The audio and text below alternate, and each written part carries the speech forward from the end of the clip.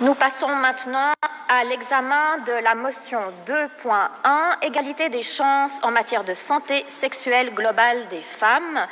Et j'appelle les deux rapporteuses de commission pour venir s'exprimer à la tribune, Madame Michèle Meyer et Madame Paula Riva-Gapani. Je ne sais pas laquelle des deux souhaite commencer. Meyer. Madame Meyer. Herzlichen Dank. Liebe Präsidentinnen, liebe Trans- und Cis-Frauen, liebe intergeschlechtliche, non-binäre und queere Mitstreiterinnen im Saal, auf der Tribüne und liebe cis-männliche Gäste.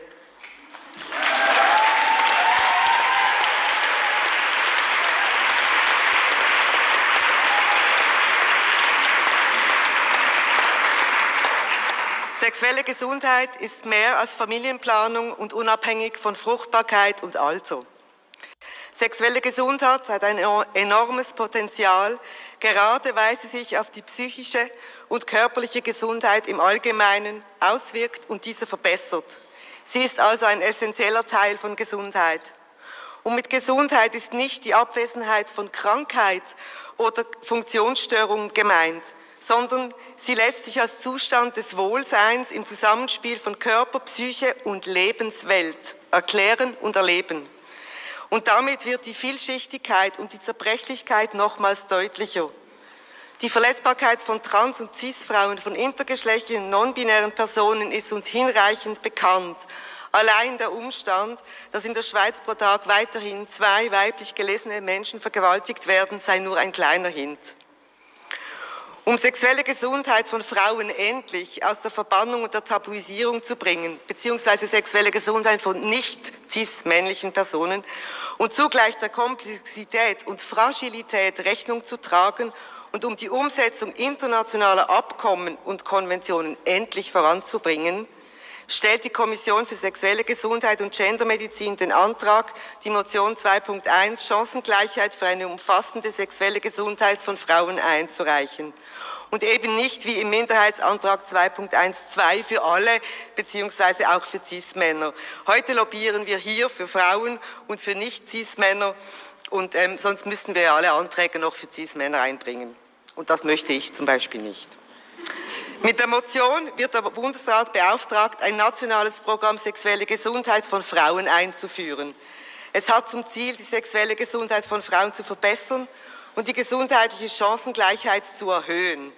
Das Programm ist auf nationalen und international anerkannten Grundlagen aufgebaut und funktioniert analog zu den bereits etablierten nationalen Programmen zu HIV und STIs zum Beispiel oder Alkohol etc.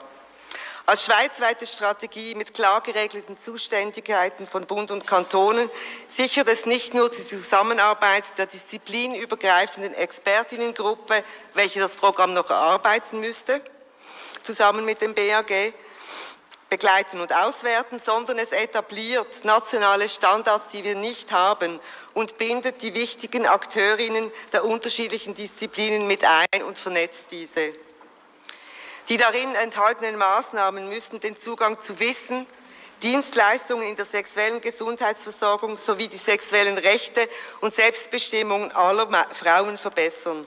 Das beinhaltet nur unter anderem Zugang zur Verhütung ohne finanziellen Hürden, reproduktive und, Achtung, non-reproduktive sexuelle Gesundheit, HIV- und STI-Prävention, Testung und Behandlung, Schutz und Versorgung im Zusammenhang mit weiblicher Beschneidung, sexuelle Bildung und ganzheitlich, und da geht die Kommission ganz mit dem Minderheitsantrag 2.1.4, es soll ganzheitlich anstatt umfassend heißen, ganzheitliche Sexualaufklärung für alle, sexuelle und geschlechtliche Selbstbestimmung, Förderung der sexuellen Rechte, Integrität sowie das Etablieren einer lebbaren und rechtlich bindenden Konsenskultur.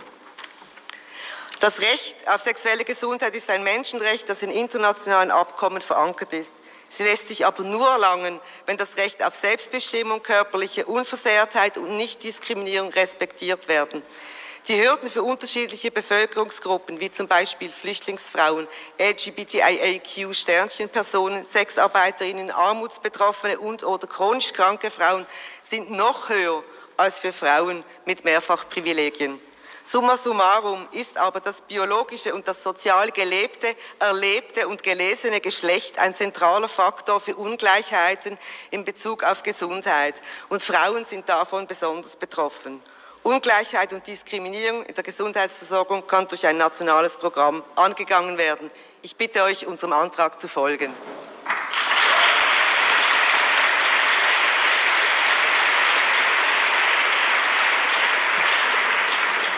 Merci, Madame Meyer. Je passe la parole à Madame Paula Riva-Gabani.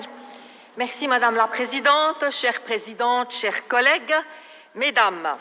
C'est avec plaisir que je vous présente la motion intitulée « Égalité des chances en matière de santé sexuelle globale des femmes ».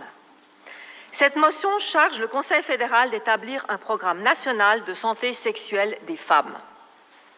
Pourquoi un programme national de santé sexuelle ?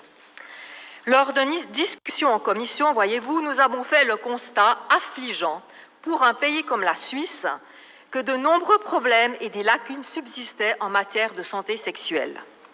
Ces problèmes et lacunes représentent de véritables obstacles à la mise en œuvre des conventions de protection des droits de la personne ratifiées par la Suisse, notamment la Convention pour l'élimination de toutes les formes de discrimination à l'encontre de la femme. De façon générale, on peut résumer ainsi. Il y a premièrement une méconnaissance générale quant au concept même de la santé sexuelle. Qu'est-ce que c'est la santé sexuelle? Eh bien, voyez-vous, c'est avant tout un droit humain fondamental et comme tout droit de la personne, il est malheureusement susceptible d'être ignoré, voire pire, violé, en particulier lorsqu'il concerne les femmes. Deuxièmement, vous avez des groupes vulnérables et invisibles, et ceux-ci bénéficient encore moins du droit à la santé sexuelle. Je pense aux femmes migrantes, aux femmes en quête d'asile, les personnes LGBTQI+, les femmes en situation de pauvreté, en situation de handicap, les travailleuses du sexe, les jeunes femmes et les filles. Ces groupes sont clairement discriminés car le genre, avec d'autres indicateurs sociaux, est un facteur déterminant d'inégalité en matière de santé. Oui, on le sait, les femmes vivent plus longtemps que les hommes, mais elles souffrent aussi davantage et doivent assumer des coûts financiers beaucoup plus élevés. En matière de santé sexuelle, l'inégalité touche l'accès aux soins et les prestations de santé, comme par exemple contraception, pilule du lendemain, interruption de grossesse, protection hygiénique, ainsi que prévention et dépistage du VIH et des autres IST. Troisièmement, notre système fédéraliste induit des disparités, voire des inégalités, dans la mise en œuvre des droits sexuels des femmes, comme l'éducation sexuelle, par exemple, et la formation des professionnels concernés, tout ça du ressort des cantons. Ce constat, je vous l'ai dit, a été dressé lors de nos discussions en commission, mais ressort également de la recommandation numéro 37 faite à la Suisse en 2016 par le Comité pour l'élimination de la discrimination à l'encontre des femmes et du rapport alternatif de la coordination des ONG post-Beijing suisse de 2019. Le programme national que nous vous proposons aura l'avantage de définir la santé sexuelle en tenant compte de la complexité de genre et de l'interconnexion des questions relatives, de présenter la situation actuelle de la mise en œuvre des droits sexuels de toutes les femmes, d'harmoniser les pratiques cantonales et fédérales à la lumière des conventions internationales de protection de la personne et d'asseoir une stratégie claire visant l'égalité des chances, en particulier des groupes cibles dans le domaine de la santé sexuelle. On vous l'a dit, un groupe interdisciplinaire d'expertes et d'experts garantissant la participation des groupes cibles sera créé à cet effet.